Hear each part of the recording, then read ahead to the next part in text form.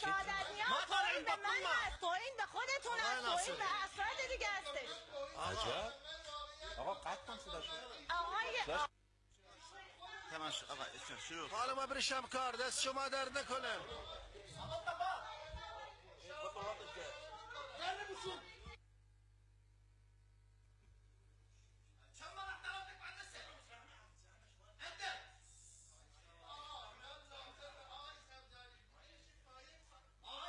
شما اگر راضی هستید از این رابطه ها آقای حیدری، آقای رضوی، آقای البشوکه، آقا شما ما هر چی نشستیم بی احترامی توهین حالا این شیخ یا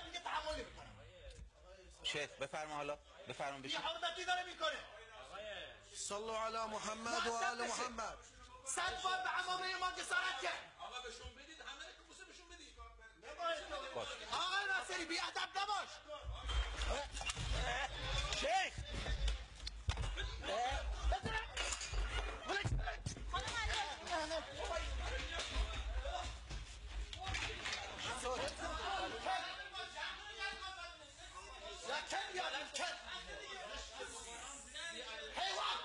آقا بشین دیگه. آقای البشوکه شما اینو میخواد. بشین آقا. آقا رضوی مقایسه خوبی نماسی. آقا یکی نزدیک کنید چی؟ جمع کنید دیگه.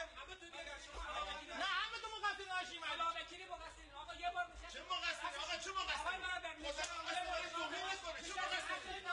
آشیر مرد تو دیگه بسه. حتی چرا میره؟ بابا من تمومش نکردم. قرار نیست. اینو میخواد؟ ده بار دیشب خواهش کردم. تو اون موقعی که ما از تو خواهش میکردیم کجا بودی؟ چی خواهش کردی که چی؟ موقعی که از تو خواهش کردیم کجا بودی؟ چند بار؟ چه در همه جور اعانت کردی. شما دیگه رفتی از ما. بدتر از اینا کردی. بدتر از برادر خودم بدتر از اینا کردی. تمام بدبختی رو مال توه. لطف کن شفاعت تقدیم کن. اگه راست میگه استفاده تقدیم کن. اگه راست میگه استفاده بده. خب من میگم بده دیگه. خب من میگم بده دیگه.